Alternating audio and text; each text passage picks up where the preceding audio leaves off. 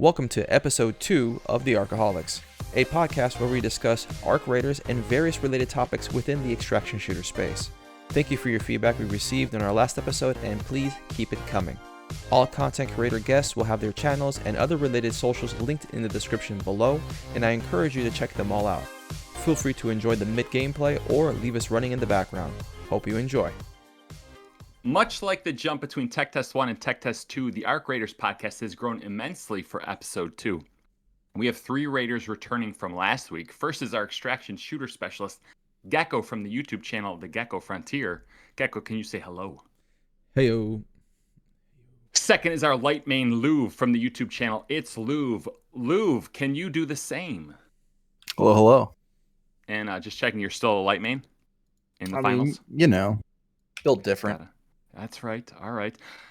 But we also have 2 new Raiders joining us this week. TacticalNed from the YouTube channel of the same name. TacticalNed, can you introduce yourself to listeners right now? Yeah, I'm TacticalNed. I recently started streaming in YouTube probably about 2 months ago.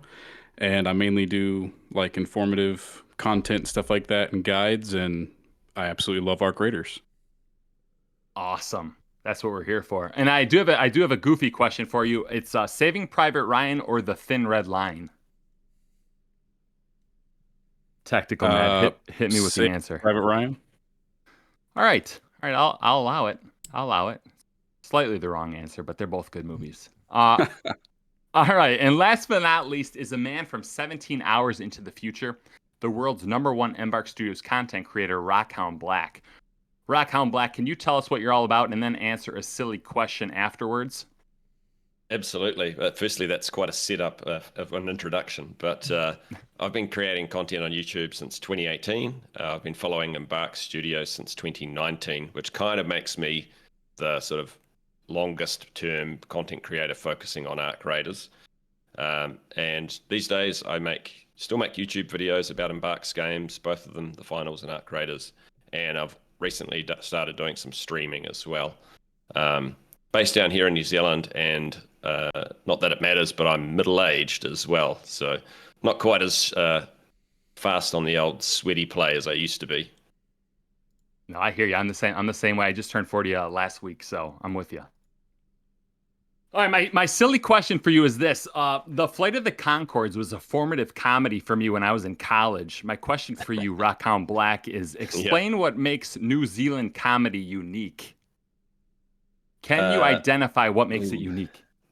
Yeah, I think we are slightly self-deprecating, which is... Yes.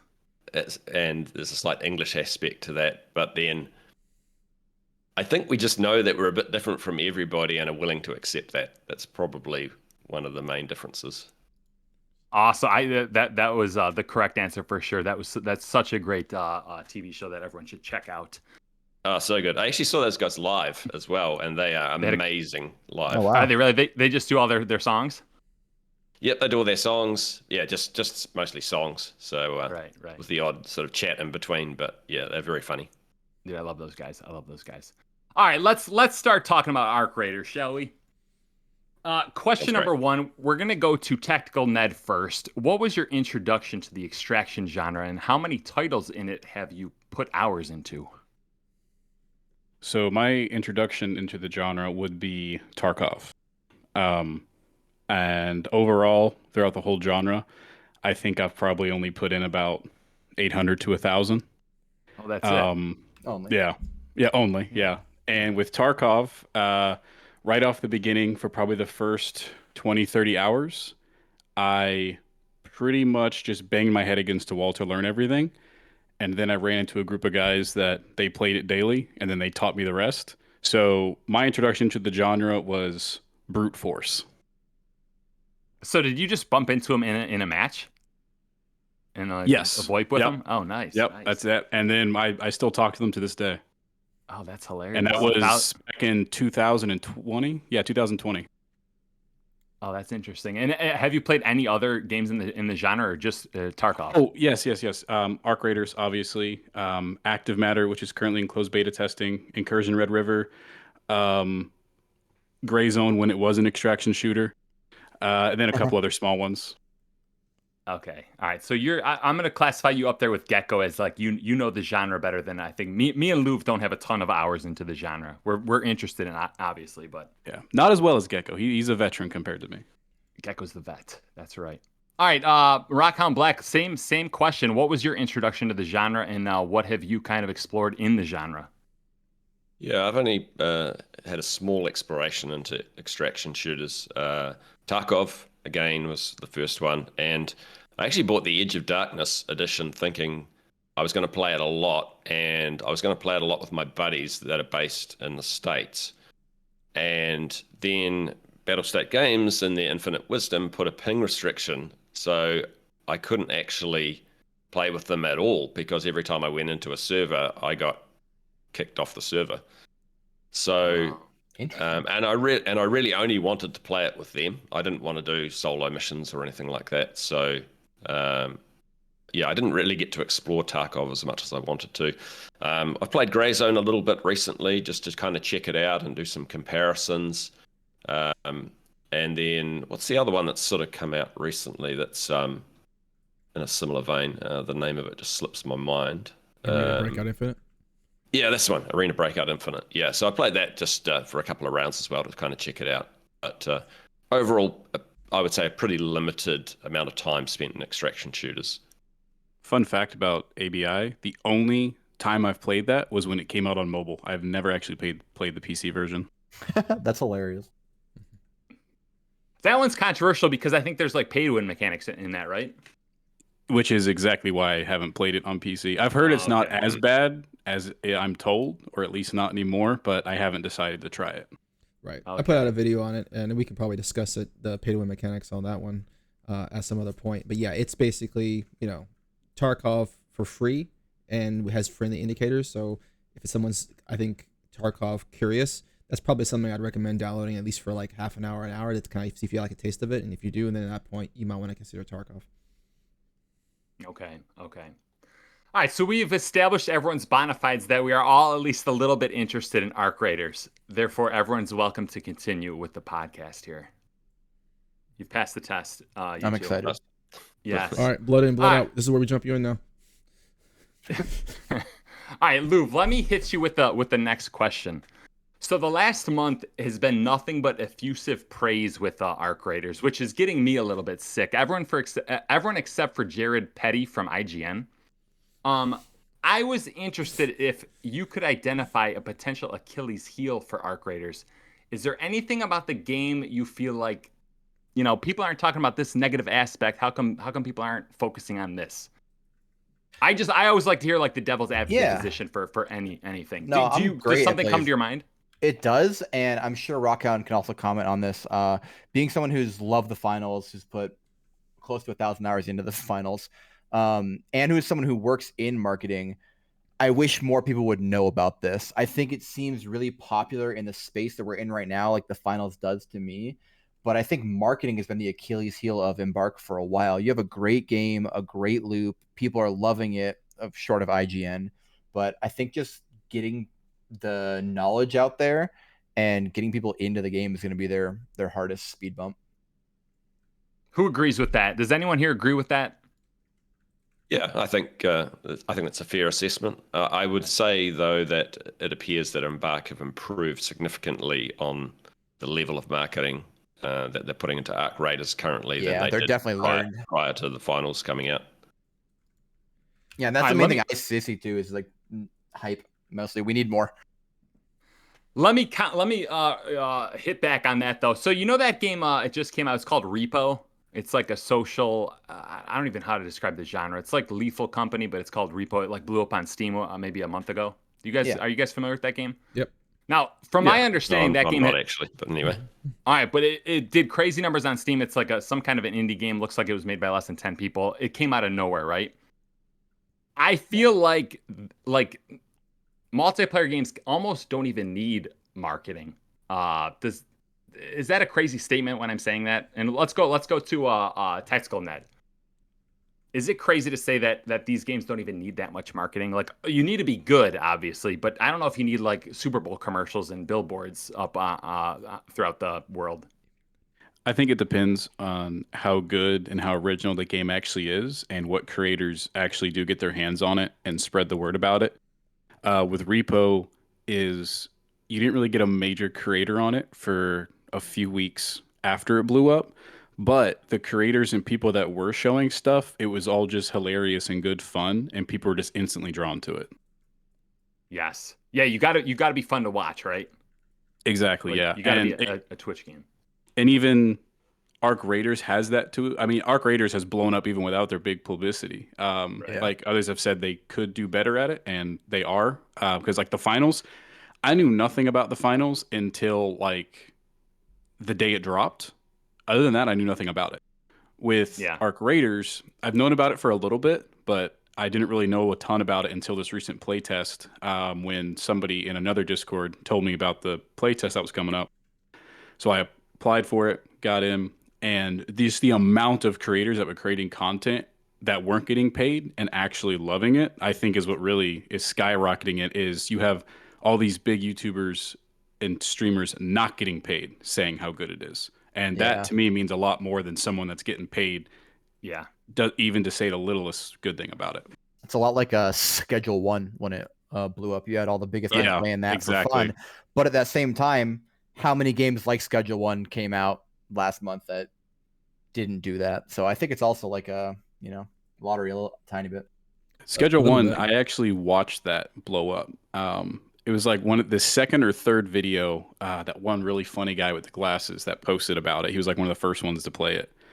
I saw that like TikTok like the day it came out, and then I kept seeing it, and then all of a sudden, like a couple of days later, that game just blew up. And I was watching it from like I still haven't played it. It's not my type of game, but I enjoy watching some people play it. But from the Arc Raiders perspective, I almost feel like I'm thinking back to my time playing the Cycle Frontier, like when they were doing a big marketing push for like season 3. It was very obvious that creators were getting paid to play that game because they never once touched it, other than very key moments, like a day, maybe 2, or even a week at most, during these marketing pushes, and then silence right after that. It was they were gone, right? Whereas Yeah. Arc Raiders right now is the exact opposite feel. Like you're just literally multiple videos dropping every single day from every size of YouTuber. Obviously the super big ones are, they've moved on, they're making content for their normal established base, but like, dude, I can throw a rock into YouTube anywhere and find any given YouTuber just dropping content on this game, and it's 100% free. So that's advertising dollars not being spent to push your game, and I think that's kind of that's a strength. That's a huge strength. So I'm not sure if Yeah, I and entirely agree it's Achilles' heel, but I understand where he's coming from, though. I think it kind of speaks to two things, which is one, that any game I think needs a catalyst at the start, and often that is marketing spend to get the initial awareness. And of course, for Arc Raiders, there were a whole bunch of content creators that were sponsored early on. But the flow on is that the game's great, right? And so all these other people will pick it up going, well, we've seen Jack Frags or whoever it is playing it. I'm going to give it a go, and I love it, so I'm going to create content about it as well. And there's actually a really great podcast that I think everyone should watch called Gamecraft, which is done by Mitch Lasky, like huge executive in the gaming industry. And he talks specifically about how a lot of games are really good, can be made really well, but the studios just don't allow for that initial marketing spend to get the game in front of enough people to start it becoming viral if the game is good. But you need both, right? You need a great game and some marketing spend early on. Just for reference, real quick, currently right now, Arc Raiders is number 8 wish listed on Steam right now, and a couple of those above them, just to point out, is Borderlands 4, Dune Awakening, and so those will fall out once they come out, because Dune Awakening is set to come out this next coming week. Borderlands 4 sometimes in September, which is not really a competitor, I believe, but like to give you an idea of the company that Arc Raiders is holding right now, that I think they got their name out there. Yeah, Oh, and then again, definitely. I work in marketing, so I'm probably biased if you keep hearing me bring that up, because I feel very personally about the inside. No, that's an important perspective to have too, for sure. I guess I just look at, like a game like Suicide Squad came out, last year, and like Concord came out, and those were like big games from big companies with, a decent marketing push. And it's like those games had no spark to them at all, right? And the spark being like they just didn't resonate with gamers. Yeah, I mean, Suicide Squad was a bad game, but Concord felt like I didn't even know Concord was coming out until I read the articles about it shutting down. Yeah, it was like it peaked at like 1,500 or under that, which is It was under 1,000. Yeah, Insane. right. I think it says that games that are unknown have a chance of becoming like virally successful, but it's relatively rare if they don't have a decent marketing spend involved as well. Yeah. And I think that comes. Sorry, go on. Okay, and I think that comes down to like expectations as well. Is like when you have Concord that is being backed by this huge juggernaut of a studio, these huge publisher, all this money spent. The shutdown looks awful. It looks just that's what kind of gets your attention. But indie games come out every other month or so like that to no fanfare whatsoever. But it's like they really didn't spend anything. They really didn't do anything. So hey, the only way to go from there is up. So that's kind of why it stands out. Where I think Arc Raiders has had this slow build of just like word of mouth, and now that they had this frothing, feeling of everyone trying to get in the game, but they couldn't. So, which is why I think they better get their servers ready for a potentially open beta next week, because I think their servers are going to get absolutely bombarded. Yeah, agreed. I guess I always look at like how many millions do you have to spend to have a greater effect than your buddy just calling you up, bugging you, being like, you have to play this game with me. Like one is free. It's just your friend is like trying to get you to play a game, and like how many millions of marketing dollars have to be spent to usurp that or to have a greater effect than that. And it's for multiplayer, it just seems like right. Exactly. Let's go to TacticalNed. Other than marketing, do you see any other areas of concern for Arc Raiders? For me, it's going to be the end game. Extractions have not been known to have the best of end games, and Tarkov is really one of the only ones that has sustained. But with Tarkov, I mean, the end game in Tarkov really is boring when you think about it, but there's the competitiveness and there's just some itch about that game that it doesn't matter. Arc Raiders has to have something that's going to keep people and keep bringing them back. I think they have the perfect setup with the Arc and the lore that we've seen so far to give us some other modes maybe within the game that aren't like primary modes that I would like to see. I don't know if we will. And one of them, and I will get hate for this for some people, but I don't care. I'm not big on like a PvE extraction mode, but a dungeon type thing with the Arc I think would be awesome. When people they dug in the files, they found where you could have squad up to 5. And I don't know if that was from a previous thing, because the game did used to be PvE. But if there was something like that we could have extra to do other than the extraction part, I think that would be awesome. And again, not like a main mode, just something extra to do, something that really builds on the story of Arc Raiders. Great answer. We're definitely going to be getting into wipes near the end of this show, so we don't want to discuss that too much. But Gecko, is there anything you can add to that? Well, I mean that's pretty big there. I think the end game it could be something we can spend a lot of time on.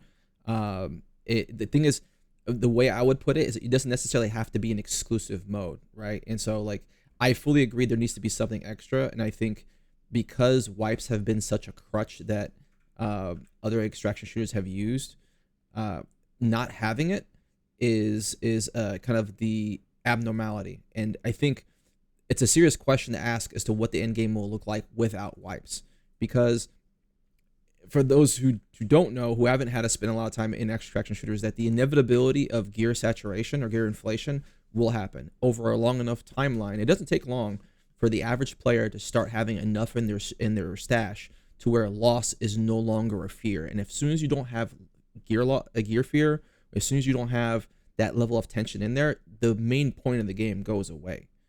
And so what do you do when you don't have a regular wipe, every 3 months or more, to kind of just reset all of that?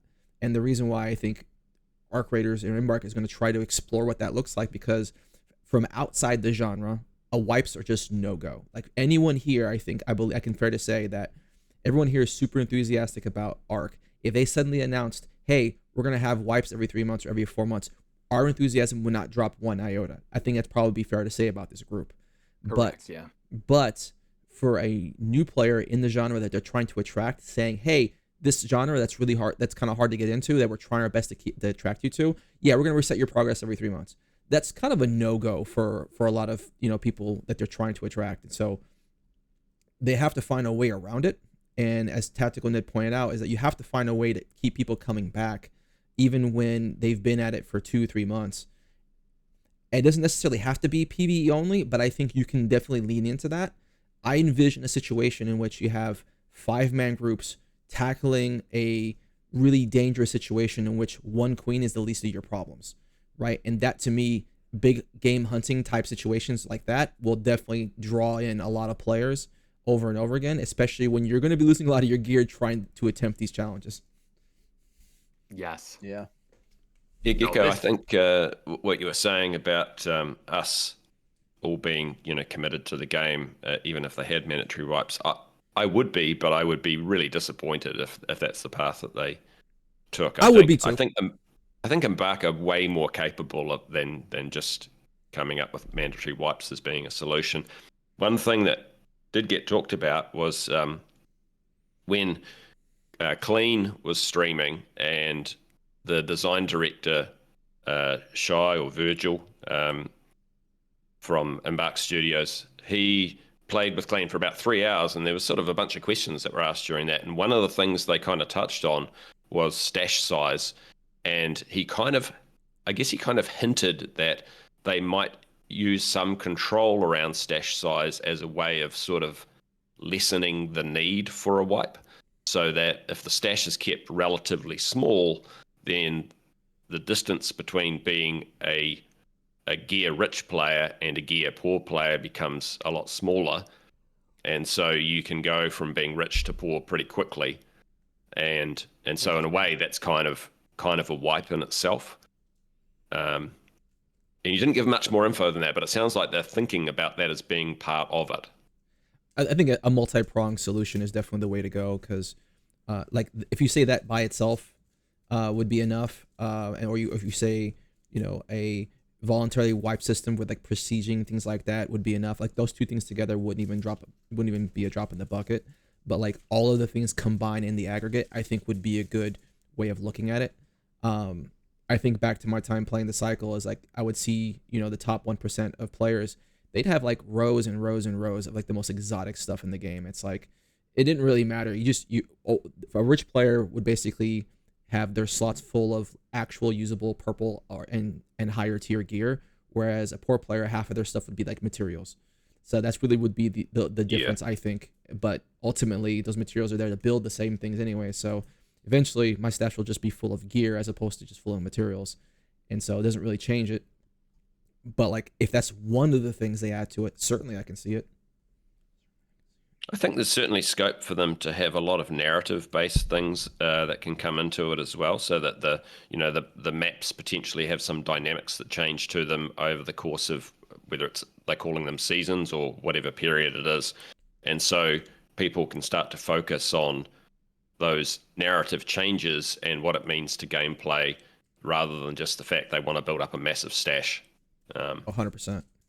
Yeah. 100%. And I think my thing, I'll end up probably making a video sometime next week for this. I firmly believe clans are the way to look at this in terms of like the long term, because that gives people sociable reasons to kind of like find equally passionate individuals and kind of constantly push each other to keep playing the game. But also it gives us the excuse to organize and take on bigger challenges in ways of kind of like getting rid of the gear, like funneling gear out of the system as opposed to putting more gear into players' hands. So yeah, you have like reasons and to I've kind of. Sorry, you go on. No, yeah, I'll just finish up here. You'll have reasons to basically go, hey, you know what? I want my clan to have XYZ better stash space, or XYZ better lockers, or XYZ vehicles maybe. I don't know. So in order to craft those things, I have to sacrifice worthwhile gear that normally I would be holding on to. But in order to like we reduce those down for parts or whatever, you get that gear out of circulation for the general population, and then you have those resources going to clans. And clans are not like your general public players. You can wipe those every couple seasons because you're doing clan related lore activities and story built type stuff. That's a different whole thing, and I think that'll work a lot better. I actually have a wild idea for an end game, and I don't know if this will work, but this is an idea that I had. I haven't seen a bunch. So I haven't seen a lot of extraction shooters. I'm talking end game. Focus on like PvP. And what if there was a system where you guys are familiar with the found in raid system in Tarkov, where some things only count if they're found in raid? What if there was like a recycle box on the map, and your PvP quest was to recycle so much value into that recycle box of people you killed in that raid? Like you actually were like physically grinding up items for an end game quest, and maybe earn cosmetics out of that, so you're not putting more things back into it. I'm not sure about that particular route because one of the bigger issues that happens as well on top of gear inflation with enough time spent is you start having a slightly small, but it grows over time, sect of the population that like all they do is basically put on their best gear, go on the maps, and just start pushing gunshots. So that'll inevitably happen. And I think a way of kind of getting those players away from the general public who are still kind of, interacting with all the game systems would be best. And so like I think that right there would just, I'm not sure. I think that would probably just encourage that same type of behavior, but only even more. Yeah, definitely. I know whenever I hear Oh, go ahead. Oh, sorry. I just wanted to briefly go back to what Gecko was saying before about clans. I feel that the narrative we have so far with, the raiders and other parts of that community all being in Speranza, which is part of the greater city of Toledo, that actually gives scope from a narrative point of view down the track after the game's launch. Maybe this is 2 or 3 seasons into launch, that Embark could go, actually, we're going to open up these other parts of Toledo, and now you can choose to move to them, and there might be some reason why you want to do that. So you actually end up being part of the Speranza clan and part of 2 or 3 other ones as well. And so that would fit really well with what you were saying before, Gecko, about having clans as a good option. Well, they could easily make it a really nice part of the narrative as well. Oh, for sure. And I think because my original idea, I called it Warlords because I was kind of modeling after the idea of like it being an Arc Raiders. I easily see a, kind of like a super city, kind of like from Judge Dredd type situation occurring where like, hey, they've already kind of got their own enclave, but like even in a post-apocalyptic style situation, and you have this many human beings in one spot where resources are scarce and things like that, they're not going to all band together. They're going to be certain pockets of, gangs and like mercenary groups or what have you, and they're going to have their own agendas and their own vying for power. So you can have very similar to what Dune is doing with the Landsrat type thing, where you're kind of like putting in with certain factions, and you can create good amount of lore in that regard, and it allows players to engage with that lore, but then also continuing to like fall into the addicting gameplay loop that Arc Raiders has, just at an escalated level, because they already have that type of thing where they can rotate which map they want to have, like the Queen On and Harvesters, and they have Night Raid, so they already have the framework to actually create something, a playable version of it. They just need a social aspect to it to tie it to.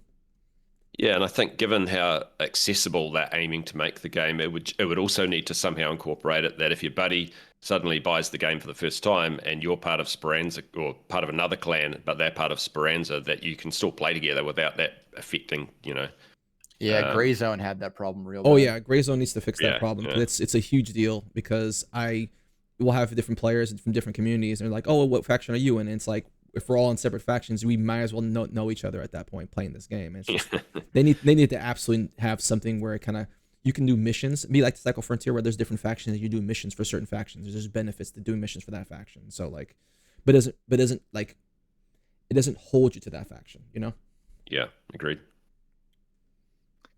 I guess I'll push back a little bit on the discussion so far. It sounds like Battlestate Games doesn't publish like numbers, but it sounds like that game peaks at server wipe, right? Like everyone loves coming back at server wipe to come and play game, and I feel like that's a really good like test bed of like actually how do players actually approach wipes, and it seems like according to that game very well. So I don't go ahead. So something really important, I've thought about this a lot, is that I think there's a survivorship bias involved with that. Yeah, you 100%. could be, yeah. The people that love wipes, right? And the that's people that it. aren't Like, playing, they're not playing the game. exactly, right? That is not there. Yeah, I've commented before that the amount of people you lost before they started because of certain factors in the extraction shooter genre are a lot higher than you think it is, and I think wipes has a big part of that. Not to mention also, how good does it look for your game if people aren't playing it when it's the end game, but they need a wipe to play it again? Yeah, That means your end game is fundamentally broken Right. if people are getting bored with it. Yeah. I mean that's the factor as well, is that it's kind of crappy to tell someone to be like, hey, this game is only fun during its peak enjoyment, which you have no control when that's going to happen.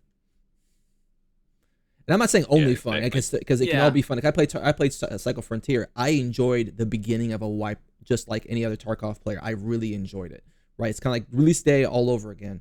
But it does feel kind of crummy in the sense that, okay, if I can't play for a week or two at the exact time the wipe needs to happen, it's like, well, I don't get to enjoy the game at its absolute funnest, and that feels crummy. Yeah. I do know, I don't know if you guys are familiar with the content creator named Jesse Kazam. He's a big Escape from Tarkov creator, and he was just talking about wipes in Tarkov, and he was saying that he loves wipes, but he finds that in Escape from Tarkov, the wipe effect, or the honeymoon effect of a wipe really only lasts 2 to 3 days, because high-level players on day 4 are already kitted out to no end. Yeah. That it feels Wow, like they that's can so just short. Right. And he's saying like, that's almost an issue in itself. Like, can you stretch that out a little bit more? But it's certainly a genre that it seems like it's such a nascent genre right now that there's just so many avenues to explore with it, right? Plus, I think Tarkov is like, it's kind of false to use it as a bar to compare to in terms of what the rest of the genre should look like, because I almost feel like Tarkov succeeded in spite of its niche within a niche. It's a military sim, which typically don't do as well as their more accessible counterparts. And then it's an extraction genre, which is also, again, more niche. So you have a niche within a niche. And so it's Right. natural for it to garner really hardcore support because, they are who they are. And it's one of those cases where if you like Rockhound said, is like, hey, it's a survivorship bias. If you're still around now, you're around. You've been around for a while. Like, I'd be curious to see how much new player acquisition Battlestate games have been actually doing over the last 2 years, 3 years even. And so it's one of those things where, Yeah. And another thing people will point out is like, oh well, it's PVE. Introduction has brought a lot of people back. I think someone said it was like 50% of people playing Tarkov now are playing PVE mode. And I'd be curious to say, is that did that actually sell any copies though? Right? Did that actually get players to go, okay, now I'll play Tarkov now?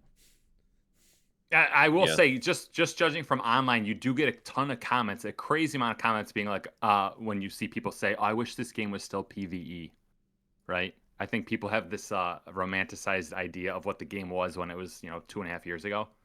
Off of just the trailer. Yeah, off a trailer, right. Ned, can you help me beat back these anti-wipe people?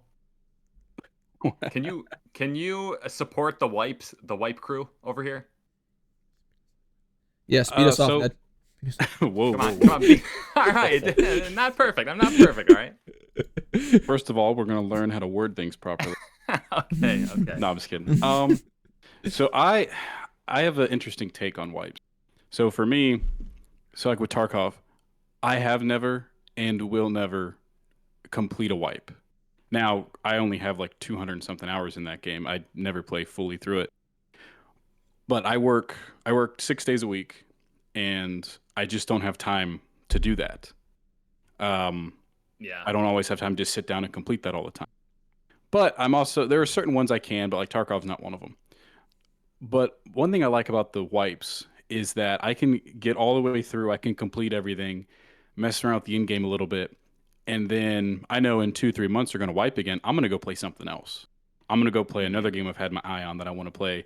And then whenever I feel like it or right before the next wipe, I'll jump back in, I'll play some more, and then when that next wipe hits, I hit it hard, do whatever. I played a different genre, but I used to religiously play Destiny. and I played some World of Warcraft. With both of those, you cannot leave the game. You stop playing for like a week or something, and you're behind. Whereas with the extractions and the wipes, that doesn't matter. Right. You can come back whenever. And I do agree with most people with the wipes, though, is that without them in this type of game, especially since obviously you can lose the loot and stuff, is without them, you're going to have some players that will start dominating. For me, that's not like a huge issue. I'm not a pro player, but I'm also not terrible at the game. I'm pretty decent. So for me, it doesn't matter. I mean, I'll have a low end loadout and I'm going to take out a whole team of people with a higher end because I'm better than them. And vice versa. That's happened to me. I've had the better gear and had someone that was less gear, but they were better than me kill me. That situation's always going to be there. So it depends on how they go about it. Cause I know they said there's going to be like an optional wipe. There's not going to be a hard wipe. Right. And I'm just not sure how that's going to work exactly. But so I'm on the fence. I'm not totally for, but I'm also not totally against. I think it brings up a good point about tapering content in terms of like live service games demanding your attention nonstop. Whereas, hey, we're gonna give you the fun, and then once you're kind of done with it, like feel free to play something else. We'll come and bring back the fun. We'll remind you of us in a couple of months. There's some strength to that. I can certainly see it. The flip side would be, what if a person shows up during that portion of the time of the game? It's kind of yeah, right. There's have to be a balance to it. I think Embark will really want to avoid a situation where a new player can come along and immediately not enjoy it because they're faced with an entire lobby of geared up players. Yep. So I don't think necessarily that wipes are the only solution to solving that. It certainly does it at the start of a wipe. For sure, everyone's on an even footing.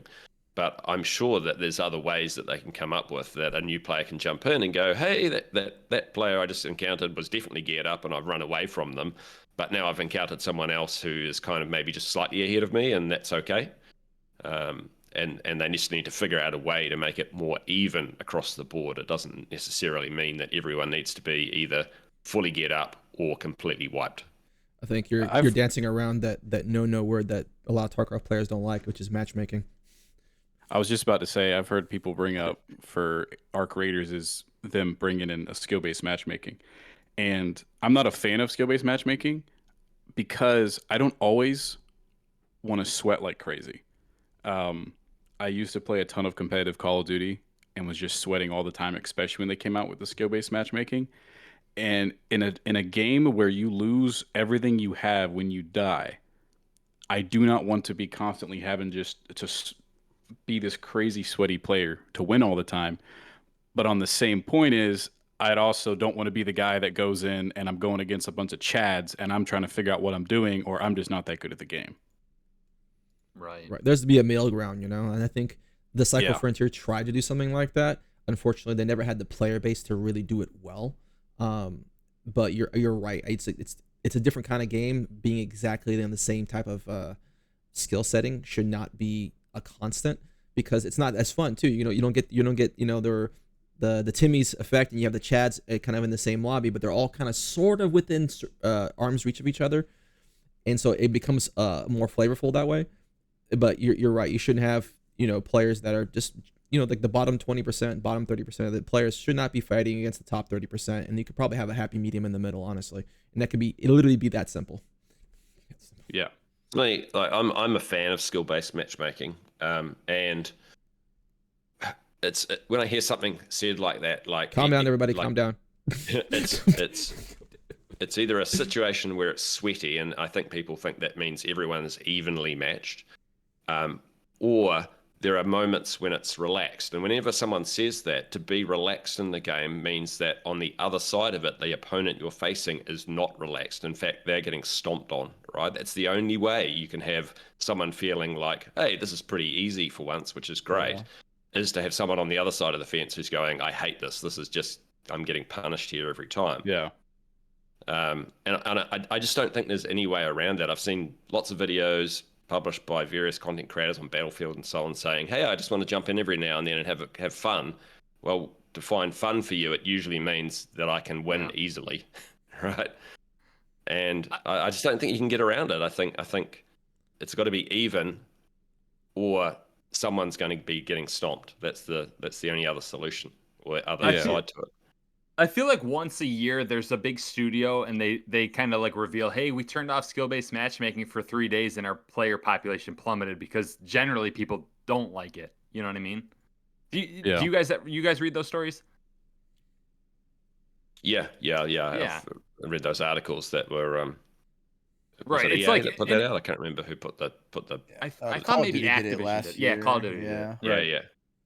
But I guess it's like every studio does skill-based matchmaking, and it requires effort and time and money for them to do it because the alternative of not doing it is so disastrous to your game. You know what I mean? And I also Yeah. think there's way more casual than sweats. So if you just like Yeah. turn it off, you're literally catering to the smaller part of your population. I guess it would depend too of how strict they made it. And Yeah, I'm going to use yeah, it. exactly. I'm going to use it as an example again. Is Call of Duty? Their skill-based matchmaking system is stupid. It's broken. When I was at my peak skills in Call of Duty, I had a really good like week or two where I was just stomping me and my buddy. I went in on a lobby and we played against Scump. I am not even close to that level. Why on earth am I playing against Scump? Why? Yeah. I'm assuming Scump is some pro level player. He's retired now, but Scump is like, if you look up best Call of Duty players, Scump is up there. And again, I am nowhere even near that. And their system only put me there because we had won constantly and we had really high KDs and we were just doing really good. So Sounds like you're just as good as Scump to me. no, trust me. No. But another cool thing, what they could do that would kind of take some of the sweats out of it is if we got some sort of a ranked mode, which I have not seen a ton of extraction shooters do. I believe ABI has it. I've played And it. so they do have one? They do. I have my own critique on that. I'll let you finish your point and kind of bring up what they do and how what it entails. But go ahead and finish your point. Okay. The reason I bring that up is because for me, that'd be fun. I like a challenge. I thoroughly enjoy a challenge. And so I think having that rank system, and that's why BRs are so successful and last so long, in my opinion, is because of the rank system. Is you're constantly seeing that you're going up. It's the same loop over and over and over again. Right. When you really think about it, that's really boring, but people don't get bored of it. Well, now with Warzone they are because multiple reasons, but the ranked keeps people in, that satisfaction of winning. And it's kind of like how the extraction genre has it, is being able, and that's why Tarkov has lasted as long as it has. One of the reasons I believe is it feels so good to survive those intense raids. And that's something I meant to say earlier and I completely forgot, is that something else Arc Raider needs to keep is the satisfaction of extracting without having that, I just completed this. I took on this challenge and I won. People aren't going to keep playing it. Agreed. So And just to sort of add to that, I feel like in Arc Raiders or any extraction shooter, I guess there are kind of two out of three ways to win, which is that either you take out an opponent, right? But then if you just extract without ever encountering anyone, that's a win as well. So yeah, it doesn't just have to be about that, skill-based face-to-face combat. There are other ways for the people to enjoy the game too. Yeah. And I feel like that appeals to a much wider population of players too. Like you guys are familiar with Street Fighter. When you play like Street Fighter or Mortal Kombat against a better player, it's like it's miserable. It's like you're being put in the washing machine. And I feel like this genre allows you to kind of like, hey, I didn't run into anybody. I got my objectives done and I had a good time, right? Yeah, you have the Which I options feel like of your win conditions can be variable. Yeah, and that Right. kind of comes back to those PvE modes. The not running into people has to be rewarding in its own sense also. And Totally. yeah, and that's why I said the dungeon style before is like I said, I was a big Destiny player. I would do solo master of the dungeons, try to solo the nightfalls, and we would do low man raids and that kind of stuff. If you're not familiar with any of that, that is extremely difficult content to do even with a team. So being able to solo it, they gave you like special in-game achievements, and it was just super satisfying to do. But having something that's that challenging, that's the kind of PvE type stuff I think would be cool. I do not condone and do not want a PvE extraction mode. I'm not a fan of that. Yeah, I think I think finding a way to escalate the challenge, but without stripping it of the possibility of getting PvP'd on, right, is the key there, because without the PvP threat, even if you don't run into it all the time, the threat there, it takes away a lot of the tension, right? I've tried playing Yeah. multiple PvE only extractions, and it's always missing. I'm always like running the best gear I possibly can because I feel zero threat. It's just one of those things where it's not the same.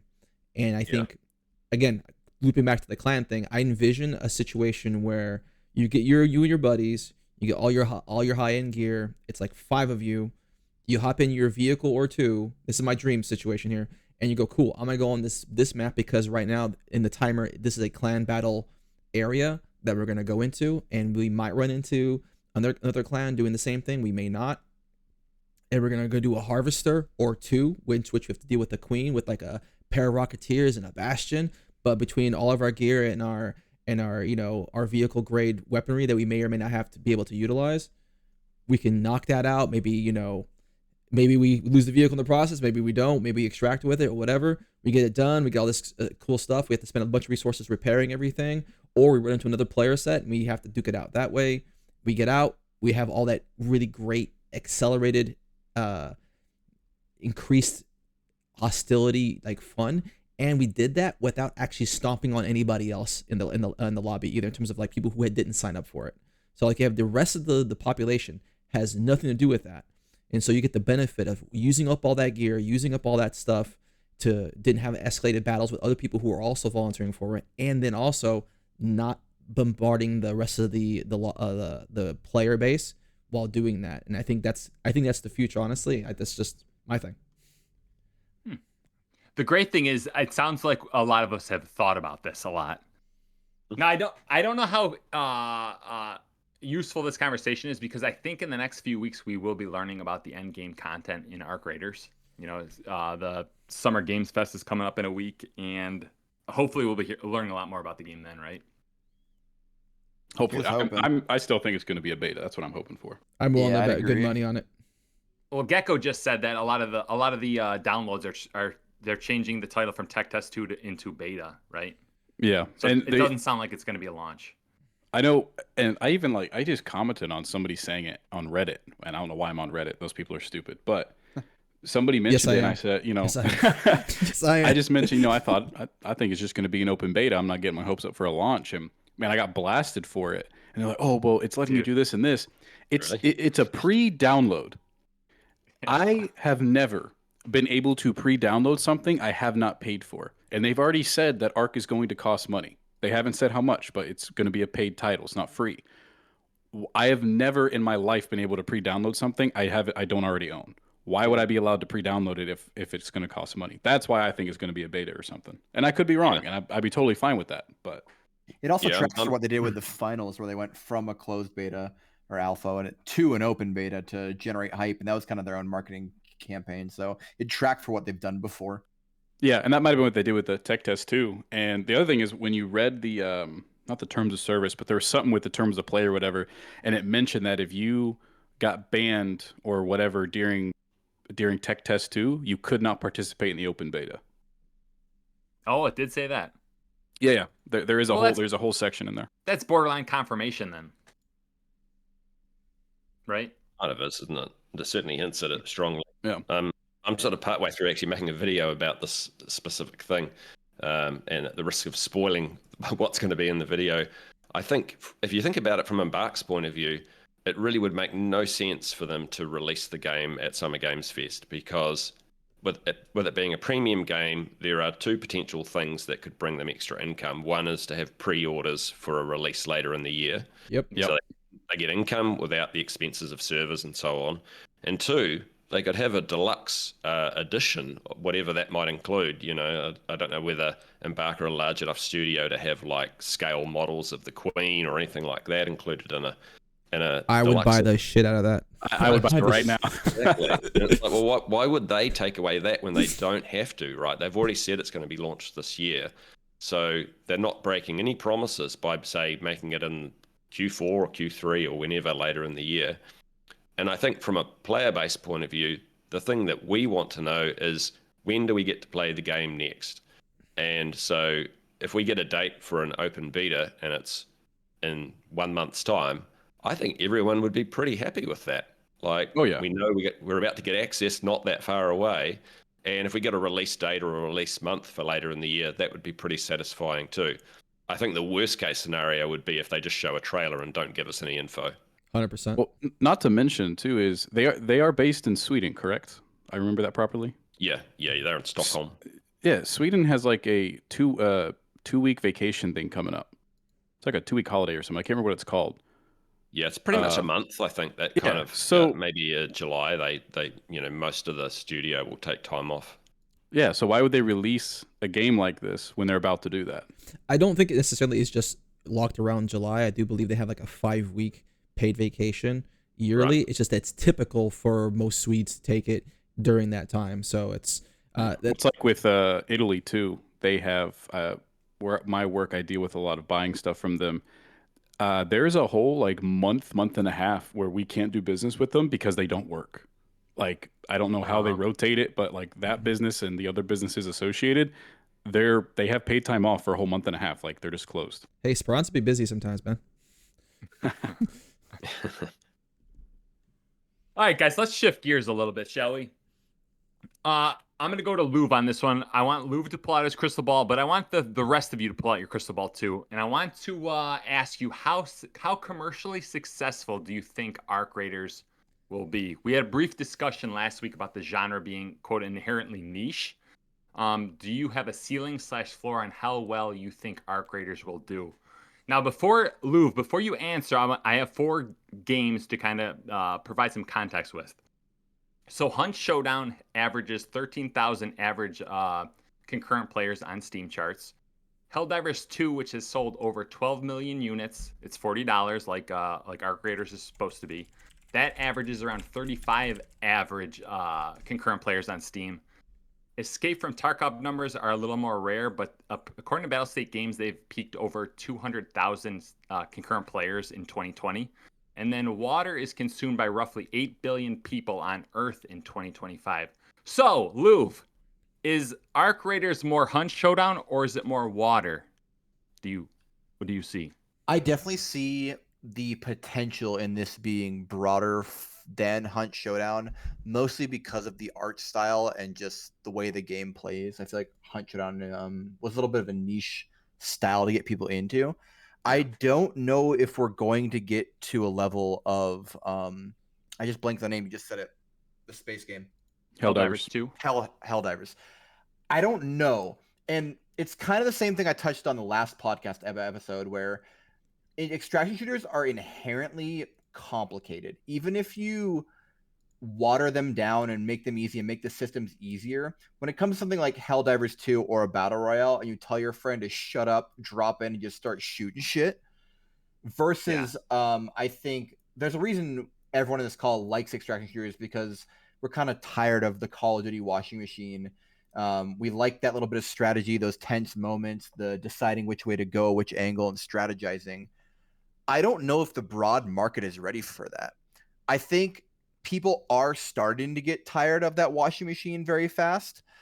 But when I think of, just the average guy who's got the PlayStation at home, who works, a 10-hour day and comes home, is this the type of game where you are putting the mental capacity into that or not? I'm not sure that Extraction Shooters on its own has that level to get to that point, strictly because of how intricate the game system is. So you're going north on Hunt Showdown, but south on Helldivers 2 in terms of where it settles. I think that's my realistic guess. I'd love to see this explode and really bring this genre to the forefront, but like I said before, I just don't know if the average consumer is looking for this game. What did you say the numbers were on Helldivers? Helldivers 2 fluctuates a lot. I would say the average over the last 6 months is around 35K on Steam alone. It does a bit on PlayStation. Gecko, what did you think about what Luve just said? I think he's correct in his assessment. I'm a bit more hopeful in this regard. I just did a quick look up. I think Arc Raiders capped out at about 21,000 on a close test, and it only ever dropped on the last day down to 15,000. And that's only on Steam, not including Xbox, PlayStation, whatever it is. I think the fact that it's cross-platform is pretty damn huge. I think you had Epic Games too. right? And then you have Epic Games to go along with that. So we're only seeing a small slice with Steam in that regard. You look at it, it just increased players throughout the weekend, and only started to stagger towards the end. So I feel like once you get full access, especially if you get people frothing at the mouth with like an open beta, and then like we're going to announce the release date, here's pre-order stuff, and if you make those pre-order bonuses meaningful, yeah, it's gonna pop off. I think it'll pop off really well. Again, staying power for live service games, that's gonna come into question. But in terms of the initial success, I think I think it's gonna go the Helldivers route. Yeah. Rockhoundblack, you more optimistic or more pessimistic on Gecko and Luve? More optimistic, actually. I think Embark are doing a brilliant job of positioning this game. And if you take the extraction part of it out for a moment and look at the other factors in the game, like there's no friendly fire unless you count grenades, the like interactive environment, there's a lot of room for exploration. The Proximity gunplay is sorry, say that again. Proximity chat, yeah, all those things, right? Big one. It's almost like they're creating the battlefield of extraction shooters, where there'll be players that just play shooters that come into this game going, hey, this game's a lot of fun to play. And it has this kind of extraction mechanic which I've never experienced before. So I think it's going to draw a huge number of players in that have never thought about it playing an extraction shooter, but they kind of end up doing it without realizing it in a way. Like they know it's an extraction shooter, but they're not. That's not the reason they're going to play it. It's for a whole bunch of other things. I like that. So I'm very optimistic about it. I think it's going to draw a whole lot of new players into extraction shooters that have never played one before. Ned, what's your final take here? I'm with Rockhound on it. Yeah. I scrubbed the video I scrapped the video a while ago that I was going to make about this, but I think it's going to be pretty big.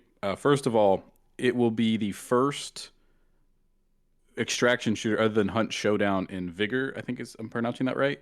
Yeah. That is coming to console. Hunt Showdown is very specific with what it is. Vigor, if you ever played it, that thing sucks. I tried it and I hated it. It's an extraction shooter, but you don't have the brutal realism that some people hate, most people hate, and some people enjoy. I love games like Squad and stuff, and via that is how once I got into that is how I actually got into Tarkov. But not everybody wants that. And so this is bringing in those people, and even we've even seen the people that love the Tarkov and stuff, the people that even love Tarkov, they're coming over into this. It's a complete extraction shooter. 90% of extraction shooters that we get are early access or just not fully complete. 90% of video games we get. Yeah, right. There you go. 90% of video games. And not only that it's not what people people have for some reason expected extraction shooters to be this brutal, super difficult. You got to figure out everything yourself. You got to use Google and a wiki to discover it difficult. And it's not, it doesn't just hand everything to you. I'm actually working on a beginner's guide for the game. Like I was doing it before I even got on the call to come out whenever the beta comes out. This isn't going to be as long as other ones I've seen or done. Like I was working on a Gray Zone beginner's guide. That one's like 30, 40 minutes long. This one might be like 15 because the game hands you information, and what it doesn't hand you is easily comprehensible. But it's not too easy. Marathon went the too easy route. Marathon was dumb easy, and it was way too easy, and I think that's one of the things that kills it. But I believe that Arc Raiders is not only going to stand up high on its own, but it's also almost an entry level. Not that it's too easy, but it's easier to comprehend than stuff like Tarkov. So people that don't have the time, or maybe even they just don't have the comprehension level to do Tarkov, or they don't want to have to do that, they're going to love this. We went 58 minutes without mentioning Marathon. That's a record.